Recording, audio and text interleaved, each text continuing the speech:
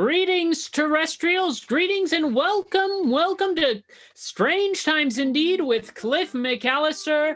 I, of course, am Cliff McAllister, your host and the czar of the bizarre. Now, every week here on Strange Times Indeed, we take your calls to hear if you've experienced anything strange or unexplained, and we might get to that tonight. But it's hard to say for sure because this week is part 2 of our 4-part bi-weekly series, Who Killed Marilyn? We've been examining this text here, putting together evidence, gathering clues to see who killed Marilyn Monroe. It's our dip into true crime here on Strange Times Indeed. And this week we're going to be talking about chapters 3 and 4 of Who Killed Marilyn. Now, before we get to that, some breaking news off the top. Some very important news coming in from the world around us. First and foremost, a follow-up to our breaking news story at the top of part 1 of Who Killed Marilyn. When we explored chapters 1 and 2, we also had a breaking story off the top of that evidence of life had been found on Venus in the form of phosphine gases. Now, here's an interesting thing. This was brand new news 2 weeks ago. But just recently, just today, it has been uncovered that NASA found similar evidence of this in 1978 and conveniently forgot about it. Why did it take them over 40 years to deliver this kind of information to the public? Why is NASA hiding life on Venus? What do they stand to gain from it, and why take 40 years for this information to reach us now? It seems to me, I would have to guess, that by now, NASA and other government entities have likely made first contact with the Venusians. But we've got to trickle this news out in a way that it's not going to be too jarring for people, especially in the year 2020. So they're just going to tell us about the phosphine gases for now. They won't tell us about the deals that they've made with this extraterrestrial race. So an interesting update there. If you have a theory as to why NASA has done this, why they are hiding this contact, go ahead and put that in the chat. We're always game to talk about that. Now, this other news, underground lakes on Mars. NASA has been working very hard trying to find any evidence of life on Mars, and just recently have seemed to discover underground lakes. There's evidence of active water on Mars, but currently it is underneath a mile-thick sheet of ice, where this water has formed and maintains a liquid state. Could there be underground civilizations on Mars? Is the reason we have not made contact because the outer layer of their planet has grown so uninhabitable that they have burrowed down a mile into the Earth, where they have found safety, where they have found renewable resources, where these Martians have been able to exist peacefully in that time? No need to come up to the surface level? Now, the next story, and the final top story of our show tonight before we get into Who Killed Marilyn, discount Ouija boards causing trouble in the UK. There has been an outcry over these discount dollar stores selling spirit boards, selling Ouija boards. They are called spirit boards, and they're going for €1. Now, I believe the update, hydro energy under the Martian crust. We will get to those. We will get to those comments about the last story after we talk about these Ouija boards. They're being sold for $1 over in the UK. €1. Now, this is a price far too cheap for a quality Ouija board. The concern is that things this cheap, that people might be gathering them up and summoning entities that they don't have power to. And I tell you what, it's not because they're cheap. It's not because they cost so little that anyone can do them. It's because that these are made out of cheap materials. These are cheaply made Ouija boards, and you don't want to mess with one of those. Well-made Ouija boards, especially Ouija boards made out of a fine wood, out of mahogany, out of any sort of tree. Those are infused in the craft of making them, the abilities to prevent higher demons from reaching through the Ouija board and into our own universe. But if you're using one of these cheaply made dollar cardboard Ouija boards, those protections aren't going to be in there. Any beast from another dimension can rip through cardboard. You're not only dealing with spirits, you're dealing with entities that have proven they're capable of moving a planchette across the board. And if your board is not sturdy, if it is made cheaply, if it is could be sold for €1, the odds of opening an interdimensional rift, the odds of a creature using a cheap Ouija board to breach into our own world in ways beyond moving a planchette are the odds of that are too great to count. So we cannot actively give anybody advice on this show to purchase a Ouija board that cheap. Anything terrible could happen, and you get a classic Parker Brothers Hasbro Ouija board. Now that should hold up. Those things are made to make the minimum spiritual requirements. But anything more, anything cheaper than that, you're gonna cause an interdimensional spiritual rift. Now here we go. We're looking in the comments here. We just should weigh a pound, not cost a pound. LOL. That's very true. CT Schultze. I will give you 1 gyro for 1 soul board. €1, €1 for 1 soul board. Oh, a soul board like that probably made too much. Probably £1 in the UK. Oh, perhaps a pound. Yes, a pound or a euro. We don't deal with exchange rates here on Strange Time. It's indeed. Now, looking back, comments about this story about 3 lakes found on Mars. Tracking back, a clever comment from Barefoot in 52 says Mars maids, a clever play on mermaids. CT Schultze chimes in hydro energy under the Martian crust. That's very possible. Some do believe that these 3 lakes, so it has not been confirmed yet, may very well be connected.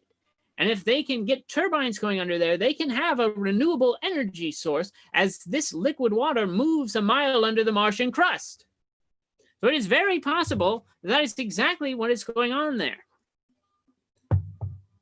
Now, if you are just tuning in, this is Strange Times Indeed with Cliff McAllister. I, of course, am Cliff McAllister, the czar of the bizarre. Every week we take calls on the strange and the unexplained, but this week we're shifting gears into the world of true crime for part 2 of our 4-part bi-weekly series, Who Killed Marilyn? Now, if you didn't watch part 1, don't worry. We're about to do a quick recap. Now, a content warning for those of you watching the show tonight. The Who Killed Marilyn series is a series fraught with discussions about murder, with discussions of suicide. If those are things that are unpleasant, if those trigger bad thoughts in your head, go ahead and skip these episodes. Next week, we'll be back with our normal strangeness. But if that might be troubling to you, go ahead and skip the Who Killed Marilyn episodes. I won't hold it against you for taking care of your own mental health. Now, a recap from the first episode, a brief recap. It seemed very certain at the end of last week's episode that Marilyn Monroe was... What was that? Oh, sorry, I thought I heard our technical director talking to me. Anyway, that's okay. Next, what we were talking about 2 weeks ago, Who Killed Marilyn Part 1. It seemed very clear at the end of that episode that Marilyn had in fact been murdered. In the night, there's no doubt about it. The conflicting evidence doesn't tie the people who were involved in the last moments of her life, the people who confirmed her death, their stories are changing. The hours with which they arrive at their house shift. There's a 4-hour gap in which the CIA is clearly in her home, removing any evidence that she was with JFK or Bobby Kennedy at any point. At least that is one of the many things that could have happened during that 4-hour span. But we've got a list of people who we believe at the end of that episode are key list of suspects for who might have killed Marilyn Monroe. Now, the obvious one, the Kennedy family. The others, Joe DiMaggio, ex-husband Arthur Miller, the family of Johnny Hyde, and extraterrestrials. Yes, it might not seem pertinent right away that Marilyn was an extraterrestrial, but this book itself claims that she was a cosmic woman with a psychic musk, and these double entendres about her extraterrestrial roots don't end in the first 2 chapters. We'll get to that later on in the programming. Now, chapters 3 and 4 of Who Killed Marilyn These primarily concern her relationship to the Kennedys. Now, what we are looking at here is really a full in-depth look at the subtitle of the book. Who killed Marilyn? And did the Kennedys know? Well, did the Kennedys know? We start to examine that a little bit in chapters 3 and 4. Not directly, mind you. No, in chapters 3 and 4 of this book, Marilyn is still with us, and she is having illicit affairs with members of the Kennedy clan. The first, Jack Kennedy. The second, Bobby Kennedy. Now let's recap. Let's talk a little bit about these relationships so we can know what makes them so important. Now, of course, Jack Kennedy, John F. Kennedy, as some called him in textbooks and such, had an illicit affair with Marilyn Monroe. But what makes this so important is that he, at the time, was the president of the United States. That's right, we're talking about John F. Kennedy, a man who was murdered at a parade. Many murders across this book, so let's keep an eye on that, because we're going to get back to that too. The untimely fate of JFK. Now, his relationship to Marilyn Monroe, they are secret lovers. Now here's the thing. John F. Kennedy is the first Kennedy that Marilyn would become entangled with. And perhaps the man that she set her sights on the day she divorced Arthur Miller. And let's take a look in the book here. There's just a little part. It tells you she's sitting there at an airport the day she divorces Arthur Miller. And she looks up, and it's the day of John F. Kennedy's inauguration. He becomes president the same day that Marilyn Monroe divorces Arthur Miller. Now, some might think that's a coincidence. Some might think it's a way to draw press attention away from her divorce and towards the new president. I mean, who would talk about a celebrity divorce the day that John F. Kennedy, the hottest president we've ever had, is sworn into office? Well, what press agent couldn't connect the dots between a Hollywood sex symbol getting a divorce and a sexy president ascending to power? Why, the two ought to have been magnetized together. These are two directly related stories. Now, here's the thing. Marilyn makes her way to JFK because she's got connections. She knows people in the biz who know the Kennedys. And one of those people in the biz, a man by the name of Frank Sinatra. Now, Frank Sinatra, not a man who doesn't have mafia ties, but a man who does have ties to Marilyn Monroe and the Kennedys. And she uses her connections, her affair with Frank Sinatra. Like, let's not kid ourselves. We know they both got it on from time to time. But Frank Sinatra and Marilyn Monroe, she cuddles up next to him and he cuddles up next to the Kennedys. And eventually, she gives old Sinatra the slip. And it's just her and Jackie Boy. Now, Marilyn has a tumultuous relationship with John F. Kennedy.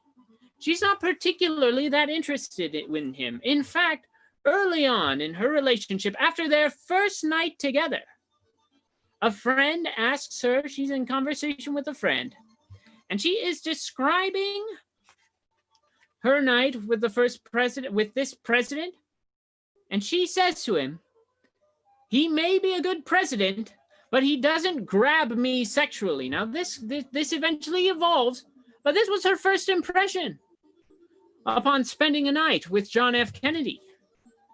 Not that impressed, kind of over it at the start.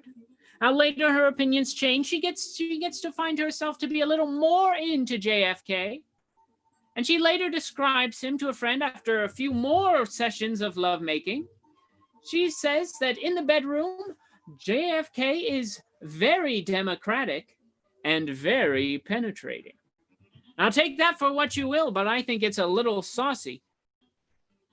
Hotter than Harry S. Truman? Quite possibly. Jackie was the wife. Did Marilyn have an affair with her too?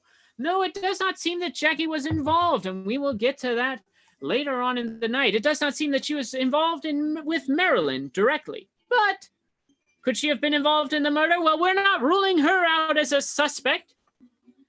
I say Jackie Onassis hasn't suffered enough, so we might as well put her through the ringer here as well. Now, this is a further example of how Marilyn Monroe flaunted her sexual prowess against the President of the United States. The way she used him as a stepping stone to get close to power. And I mean, how much closer could you get than sleeping with the President of the United States? And this comes straight from the book. Here we go. We are reading directly from Who Killed Marilyn. This is Chapter 3, a saucy story about Marilyn Monroe and the way she disregarded the president she slept with, but still maintained complete control over him. Columnist Earl Wilson printed a story told to him by an intimate of the president, one of Kennedy's beards. Now, in those circles, a beard is a man who publicly escorts a woman, pretending she is his date, in order to hide the fact that she is actually dating someone else who must be kept a secret. Now, he was asked to pick up Marilyn at her New York apartment and escort her to a special dinner party arranged by Kennedy at the Carlisle Hotel in New York.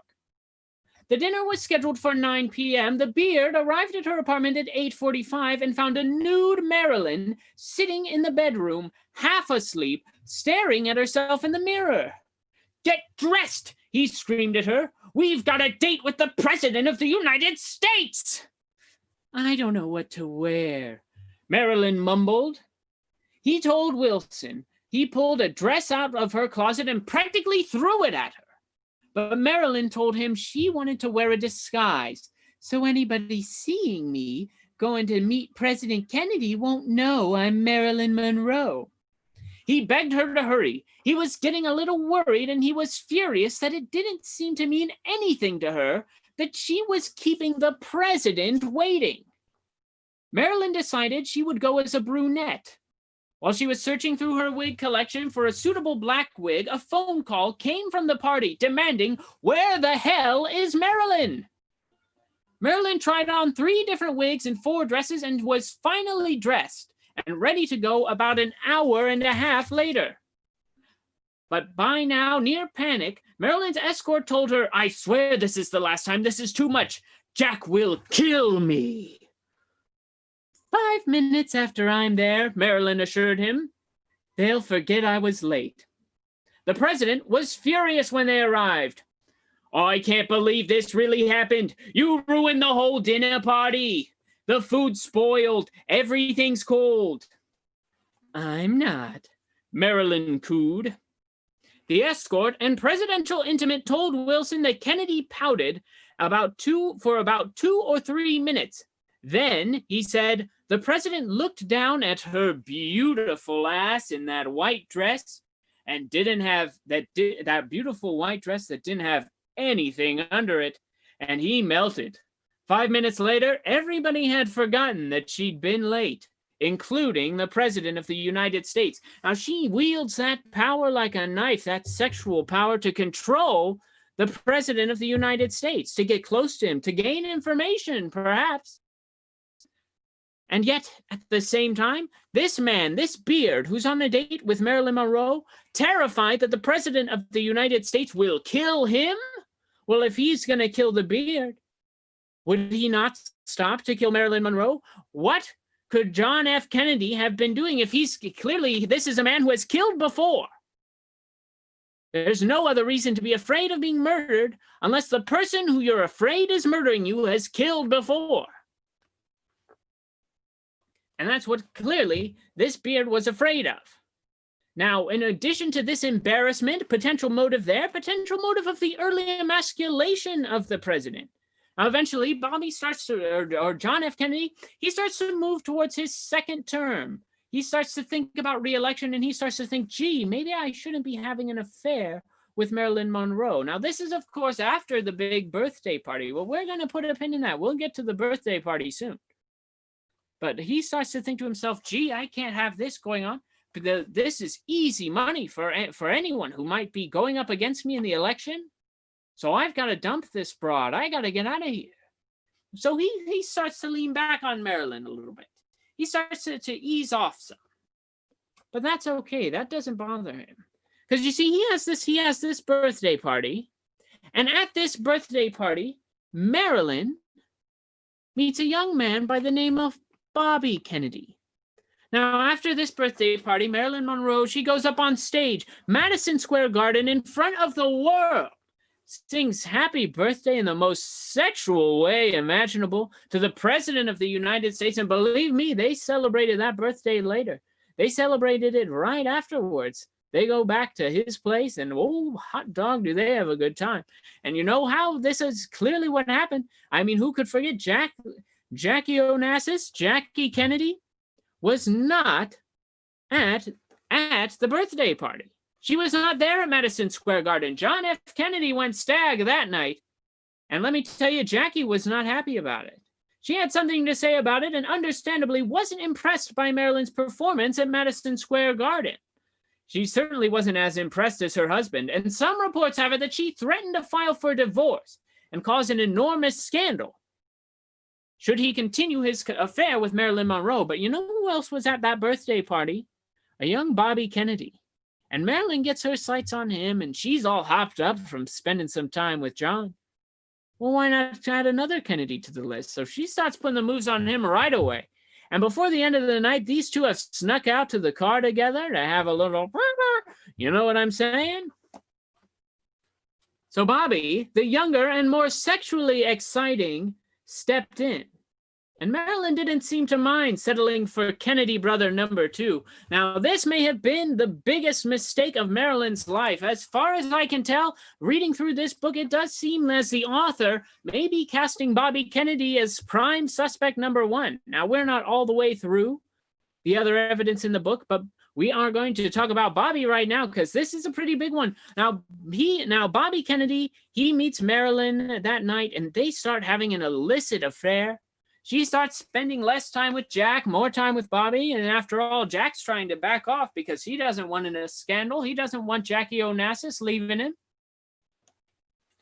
So she starts to get close to Bobby, and here's where trouble starts to begin for her. Now her friend Joe DiMaggio says that Bobby he's a troublesome man. We're going to talk about Joe DiMaggio later because, to make no mistake, he is a suspect. We're not ruling Joe DiMaggio out. But let's get right into it now. Marilyn, she's having this affair with Bobby Kennedy, and she gets in touch with her friend. This is months into the affair. And she calls him from a payphone. She says, I've got to meet you at the beach. I need you to come to the beach and meet me. I'm calling you from a payphone. I wouldn't dare call you on my real phone because her phone at this time had been tapped. People were listening to her conversations. Powerful people, important people. Now, what or why? Well, we're not entirely sure yet, but this next part might give us a bit of a clue. After all, she is sleeping with Bobby Kennedy. Now, she meets her friend, Bob Slatzer, on the beach, and she hands him her diary. But actually, this is less like a diary and more a log of highlights of her recent activities, specifically her activities with Bobby Kennedy. Not intimate details of their romance, and this is from the book, not intimate details of their romance, which Marilyn had confided to Slatzer in the past, but Bobby's thoughts on politics and the criminal activities of men in whom he was interested as Attorney General. She said she began to keep a record because, and to quote, Bobby liked to talk about political things. He got mad at me one day because he said I didn't remember anything he told me. So I decided to make a few notes about our conversations just so I could study them before the next time I saw him. So she's studying these conversations. She's keeping notes of important things that Bobby Kennedy has talked to her about, political things, perhaps confidential things. There's a line in there that reads about Murder, Inc. And when Slatzer asks her about it, she says she doesn't really understand what it was, but she remembers that Bobby told her that he was so powerful that he could have people taken care of if they got in his way. Now, typically, that is coded language for murder. Seems a pretty clear cut, perhaps not a threat on his part, but absolutely 100%. Bobby Kennedy just casually letting Marilyn Monroe, he could have people killed. And more pressing and perhaps very confidential information from this book is information regarding the Bay of Pigs. Now, Marilyn Monroe explained, she said, Bobby told me that Jack let him handle that whole thing. He said Bobby Kennedy ran the country that day because Jack had taken medication for his back and wasn't feeling well. Of course, John F. Kennedy had a bad back. He had some back troubles. And Marilyn Monroe actually consulted with her own masseuse to get back rubbing advice that then she would then perform on John F. Kennedy. Now, that's some scintillating information from Who Killed Marilyn. You got to read the whole thing, or if you follow me on Instagram at Strange Times Indeed, I've been reading each chapter so folks can do the research on their own as well if they can't get a copy of the book. You can hear the whole thing there, all the dirty details that I don't share on the show because it's not relevant to who killed her. But there is some sexy stuff. I'll just let you know. There you go. There's the information right on screen. And then in the second Twitter one, that's actually wrong, Stephen. It's the bottom one. I typed it in wrong the first time, and then I just sent in the other one without any explanation. So that's a communication error on my part. Anyway, Marilyn is having this beachside conversation, talking about this secret information, sharing that with her friend, and it's because she knows her phone is tapped. A man named Bernard Spindle gets arrested for illegal wiretapping. This is after Marilyn has been murdered. But part of the reason that he tries to get these tapes back, one of the things when the FBI raids his apartment, they take all his tapes. His lawyer, the DA, makes an appeal to get these tapes back because as the tapes indicated Marilyn was murdered and that somehow Bobby Kennedy was involved. So they're trying to get this information back because it is pertinent to reasonings that may have led to her murder. Well, let's see here. Now, at the end, Marilyn Monroe, she's in this relationship with Bobby Kennedy. She is making love to him. But Bobby Kennedy starts to realize, well, hey, I've got a wife and a kid too. And now I've got this woman, this beautiful woman who I've just been telling things to. I've just been telling high-ranking government secrets about my life and about my relationship with my brother, the President of the United States, and could be trouble for me. So Bobby Kennedy starts to back off. He starts to ghost her. He gives Marilyn the ghost. He stops talking to her. And she's desperately trying to get in touch with him. And at a certain point, it's not even for love anymore. Now, Marilyn denied her affair with Bobby Kennedy till the day she died. Now, perhaps it was a me doth protest too much kind of situation. As she's always saying, I slept with Jack Kennedy, not Bobby. But everyone who knew her said clearly she was just trying to hide that. They weren't buying that one. And she manipulates her way to all this information. Bobby starts to give her the ghost. And she tries to get back in touch with him, and she starts threatening a press conference. She says, if Bobby won't talk to me, then I'll talk to the press. And that's where we get a little motive for Bobby. But Bobby can't have her having a press conference talking about all these things. So Bobby, perhaps, calls for her murder. We'll see. Now, we haven't even reached the murder yet, but that's a bit of the cliffhanger the book leaves us on. Now, that's specifically the way these two chapters 3 and 4, focus on the Kennedys. But that doesn't mean there's not information. That doesn't mean there's not information in these 3 chapters that point to reasons why Arthur Miller, Joe DiMaggio, the family of Johnny Hyde, or extraterrestrials couldn't be indicted for the murder of Marilyn Monroe. So we will be returning after a quick break. We're going to discuss these other theories as to who could have been responsible for the murder and why. And we'll be talking to our own Stephen Craig, our technical director here. He's got his own theory about who killed Marilyn, and he'll be sharing that with us right after the break. So, Stephen, let's roll that.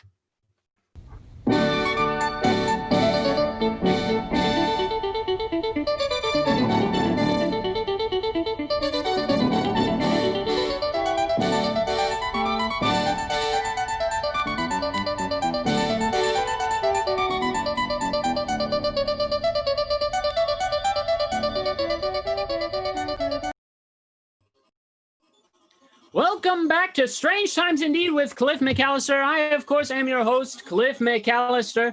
Tonight on the show, Who Killed Marilyn? Look at that, a new follower tonight. Look at that. Now that brings us, TK. Thanks, TK. Woohoo! Thank you so much for following. Now this brings us to 101 followers here on twitch.tv/MetComedyNight, and we've got a new subscriber. That's Stephen Craig. Well, that's Stephen me. Craig, I think that's you. I just celebrate my 2-month anniversary of subscribing. Yeah. Whoa, congratulations. Thanks. You so much for following us, Stephen, of course. You're the bomb, Always Cliff. good when people take an interest in the groups that they are associated with. Now, we've got 101 followers here on twitch.tv/MetComedyNight, and we've got plenty of shows for those 101 people. Now, for the 4 of you that are watching, you're my favorite. You're my favorite 4 of the 101. And tell your friends about this show, please. Let's get the number up. Back to double digits. We hit double digits a while ago. Now, we've got other shows here on Met Comedy Night. Friday night, 9 o'clock. Be sure to tune in for the Comedy Picks. They're going to be doing their signature short-form improv right here at the Maryland Ensemble Theater. And we are this show dedicated to the Maryland Ensemble Theater. They're the only people who have the guts to put us on the air.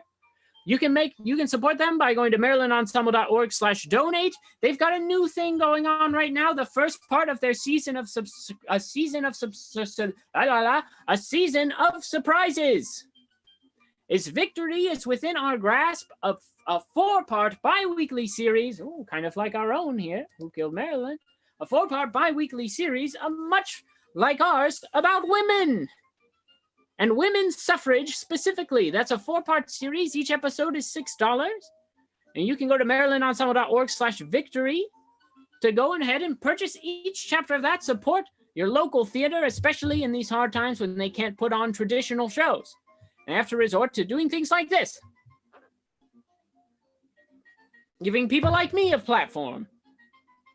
Now, people like me, Cliff McAllister, I've got my own personalities. I live out in the world just like the rest of you, and you can hear my thoughts every day of the week by following me at Strange Times Indeed on Instagram or Strange T Indeed on Twitter. I like to give people a special good morning message and a good night message. It's a lot of fun, so you can follow me there. And if you've ever got a tip for the show, perhaps you have new information about Who Killed Marilyn, you've got to get to us, you can send us an email at strangetipsindeed@gmail.com. Again, that's strangetipsindeed@gmail.com. That's our tip line. You can send tips any day of the week. You don't just have to call in.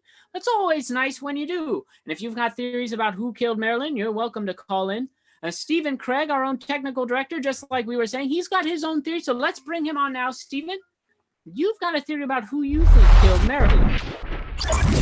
That's right, Cliff. I do have a theory. I realized that this person, probably when that book was written, wasn't really well known, and therefore the author of the book didn't have this person in mind as a potential suspect.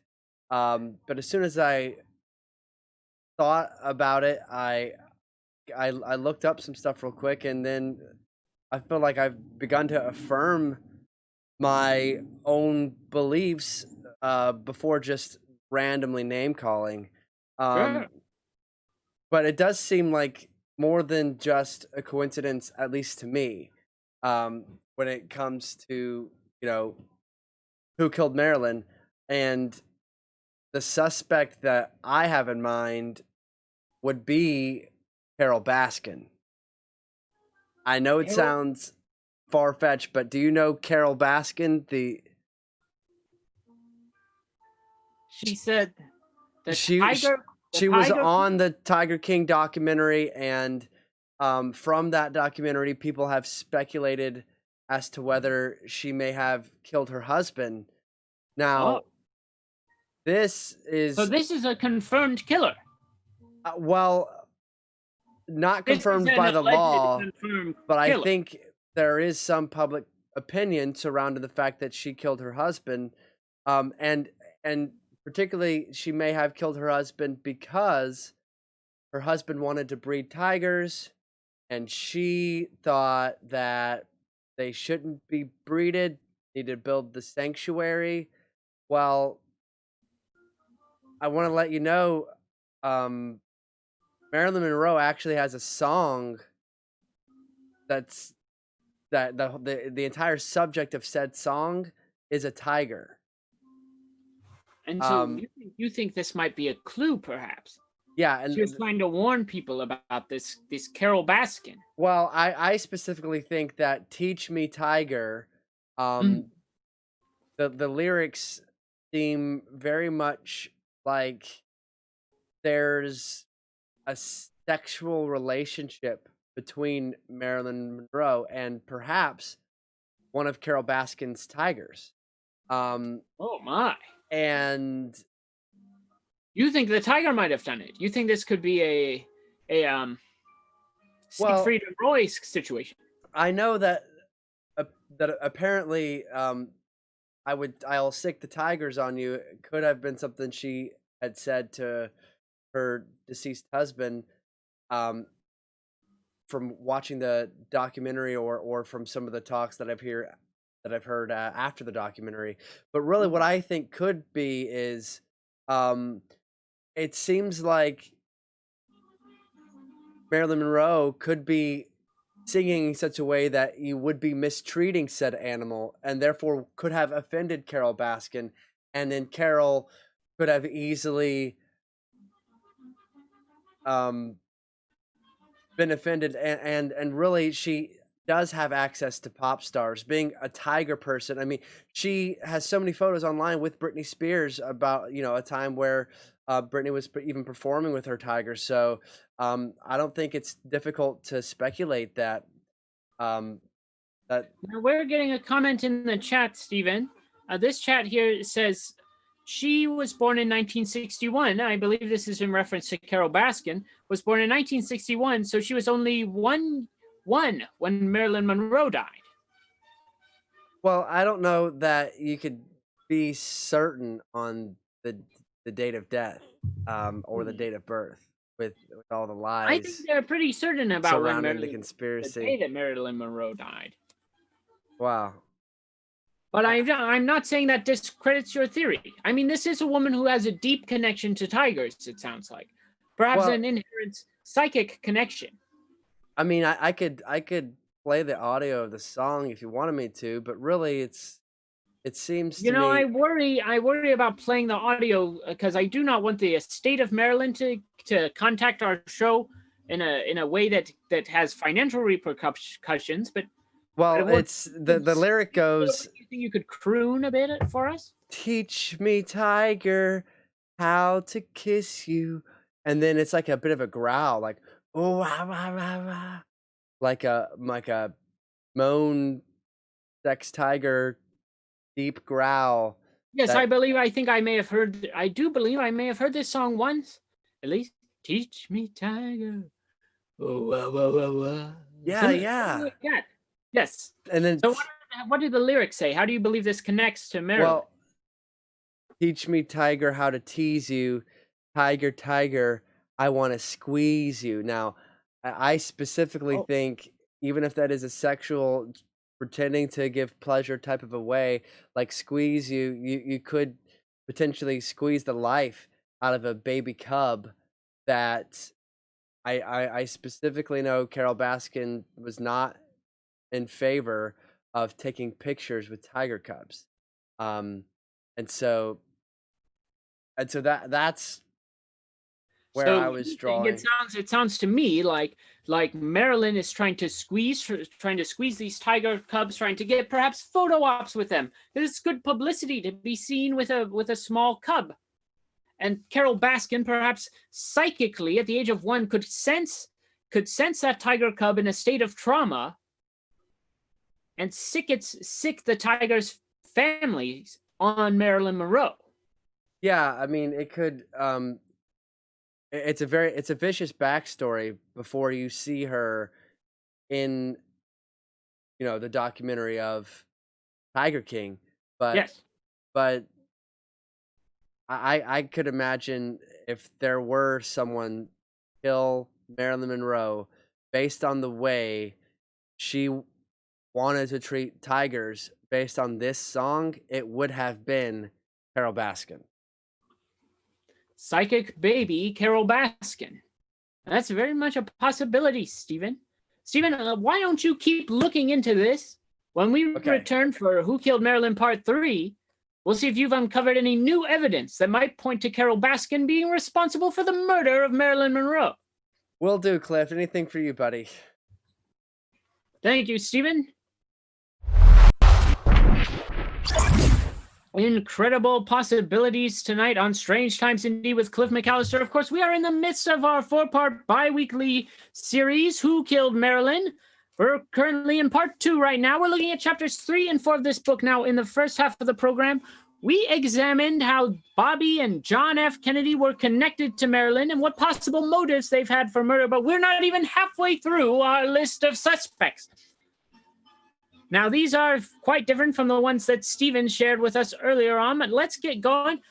Suspect number 3, Arthur Miller. Now, Arthur Miller was married to Marilyn Monroe, the famed playwright. She divorces him and then quickly falls for Jack Kennedy. Now, here's the interesting thing about Arthur Miller. This pops up partway through the book.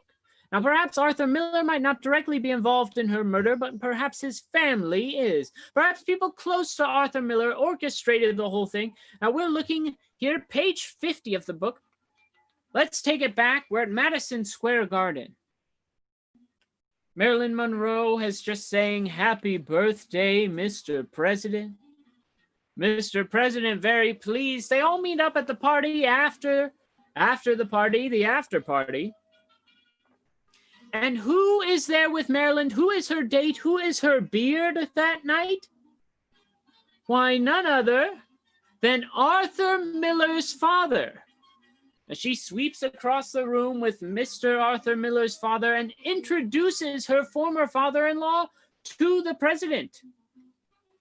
Right before she sneaks off with Jack Kennedy or John Kennedy for a more intimate celebration. Now, there it is, Arthur Miller's father basically being made a cuckold at this party, right after she's made a cuckold of her own husband, her ex-husband. Could this be a family of angry cuckolds coming after Marilyn Monroe?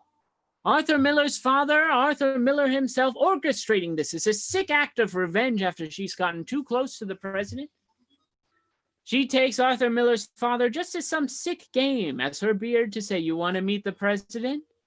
Well, you'll never guess what I'm going to do to him later." And she'll tell him all about it, because why wouldn't she? She told everyone about her relationship to John F. Kennedy. It's no secret.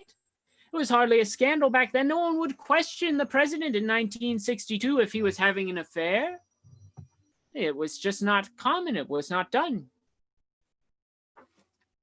So all this happens. John F. Kennedy throws this big, lavish birthday party, a celebration of his own ego. He's only 2 years into the presidency. Perhaps a character flaw on his part.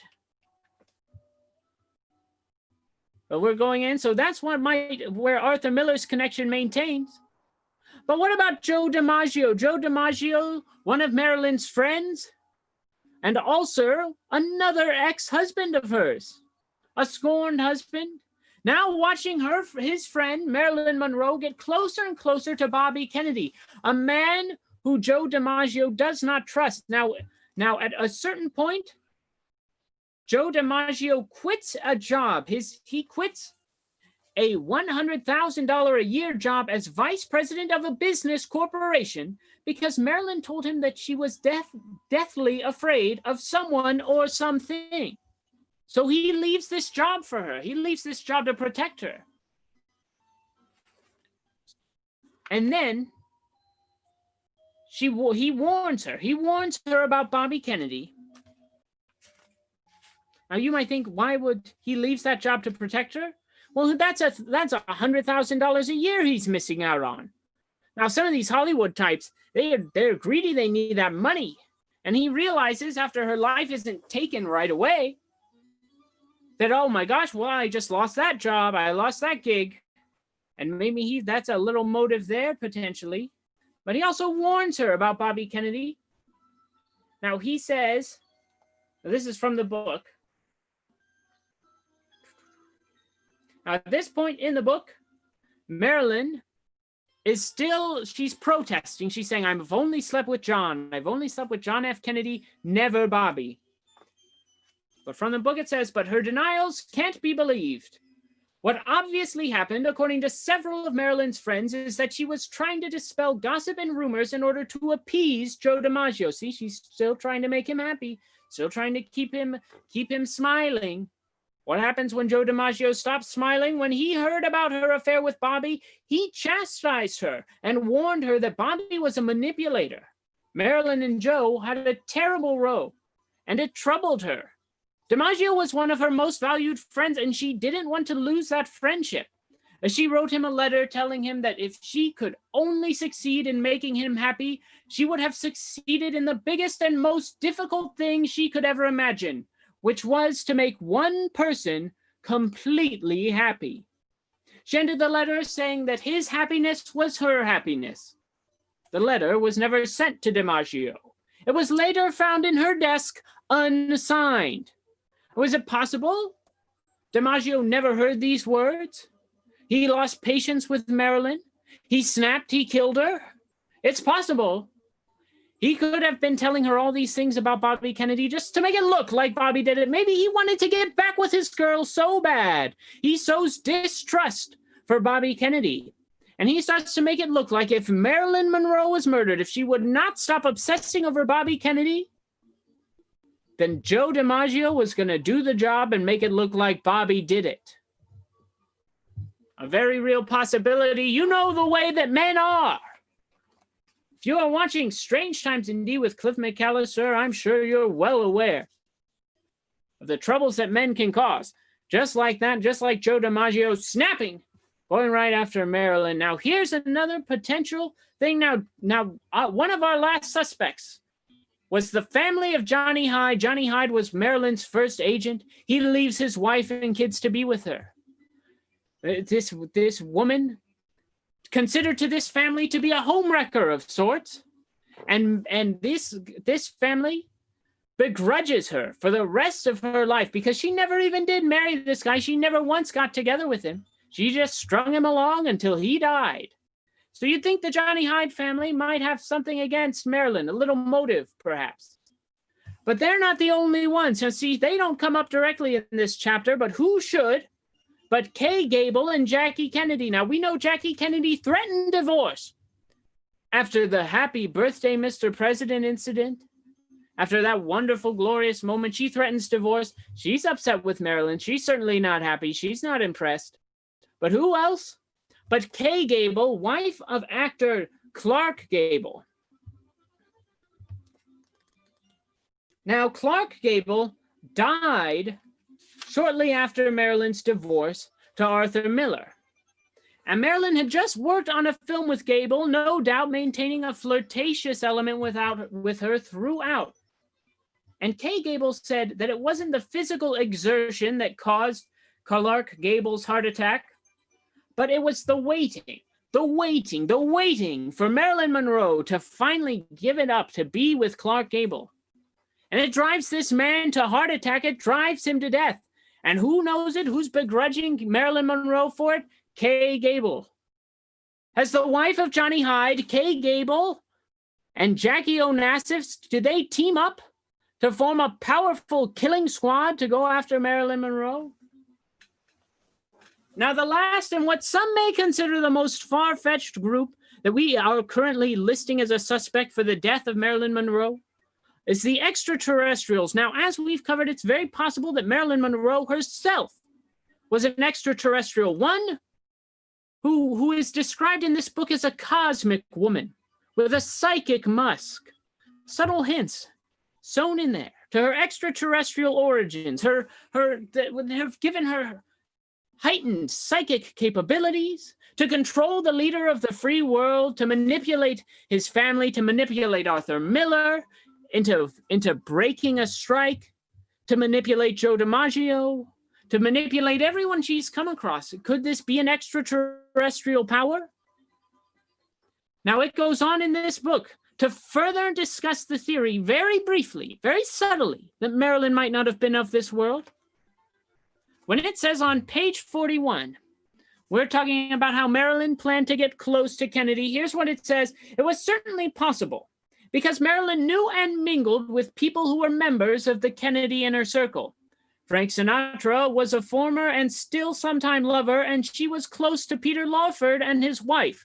And she knew as well as everyone else in Hollywood that, and buckle up, language warning, John F. Kennedy was a star fucker.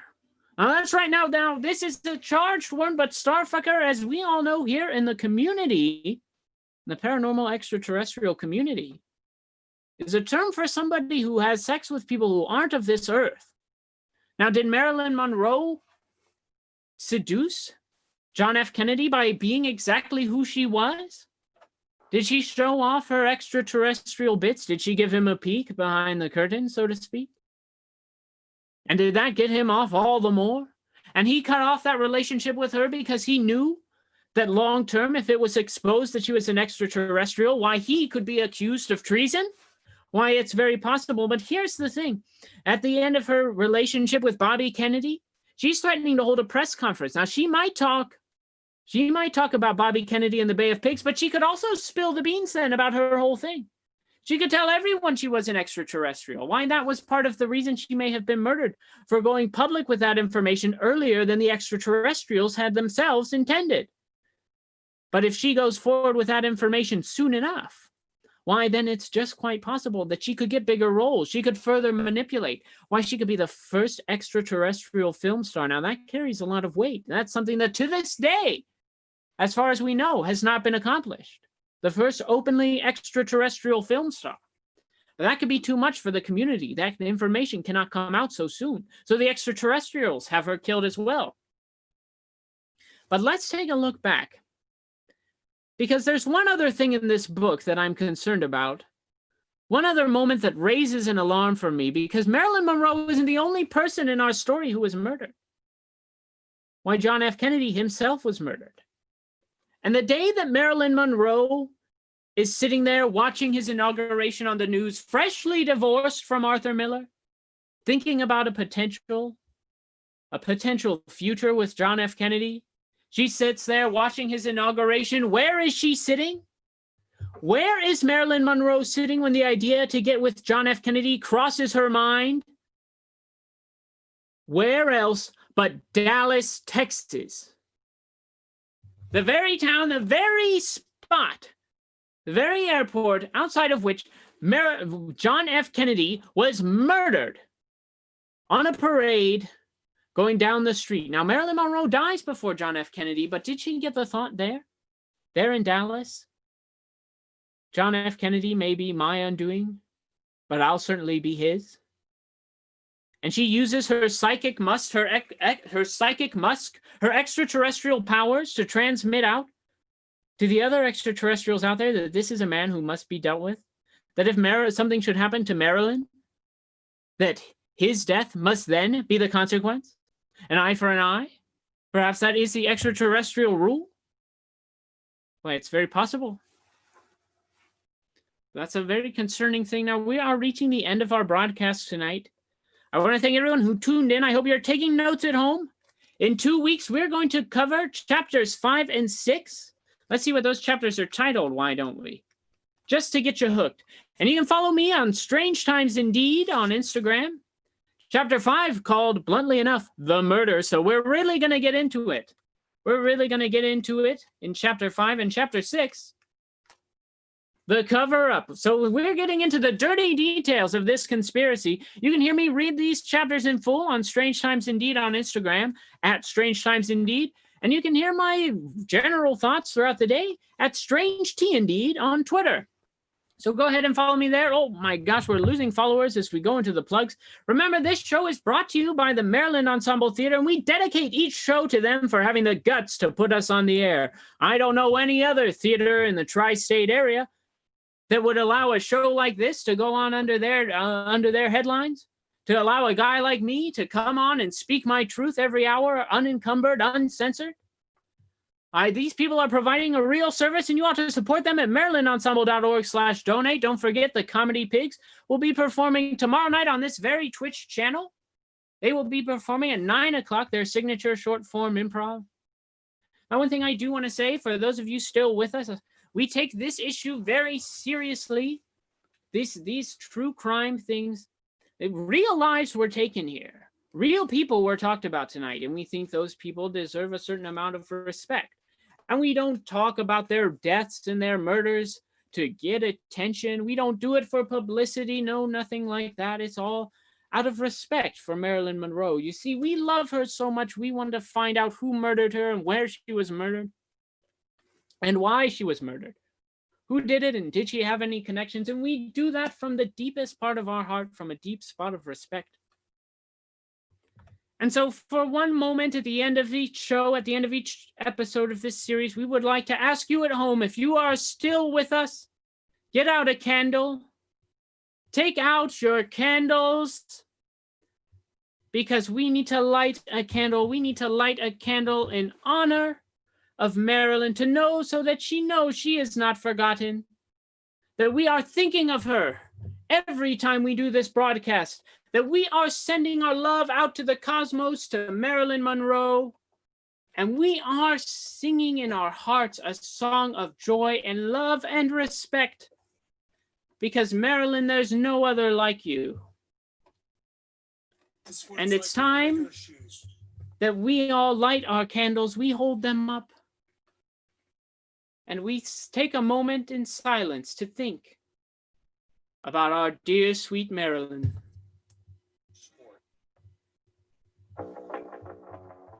A second ad on the track. Keep thinking, keep looking at your candle. Marilyn, a beautiful woman who we shall never forget. We shall always love and respect.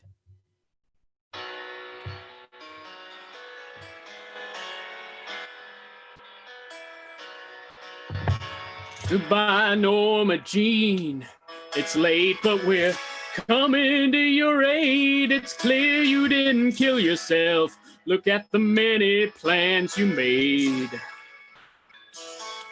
You would have held a press conference to spill the beans on JFK or your extraterrestrial lineage that gave you the talent we know today. And it seems to me you lived your life till you were murdered in your bed, never knowing who had killed you when the drugs set in. And I know we'll solve your murder before we reach the end. This 4-part series on strange times indeed. Who killed Marilyn?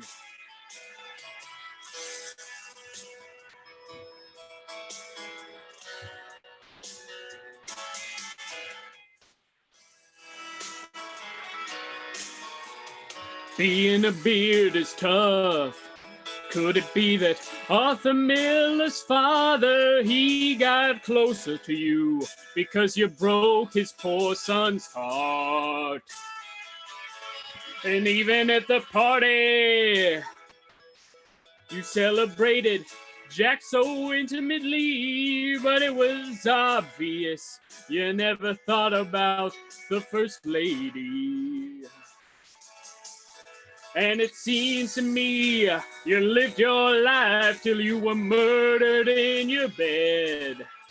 You knew far too much about Bobby Kennedy and the Bay of Pigs. And I know we'll solve this murder before we reach the end. This 4-part series on strange times indeed. Who killed Marilyn?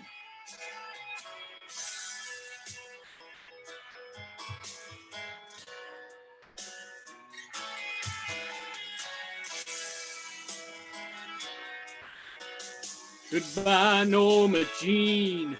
It's late, but we're coming to your aid. It's clear you didn't kill yourself. Look at the many plans you made. Goodbye, Norma Jean, a cosmic woman from outer space. Did you show Jack your alien bits? Did he see your true face? And it seems to me you lived your life till you were murdered in your bed. Was it Bobby Kennedy, 'cause you two knew too much about the Bay of Pigs? And I know we'll solve your murder before we reach the end. This 4-part series on strange times indeed. Who killed Marilyn? This 4-part series on strange times indeed. Who killed Marilyn? Stay strange, terrestrials.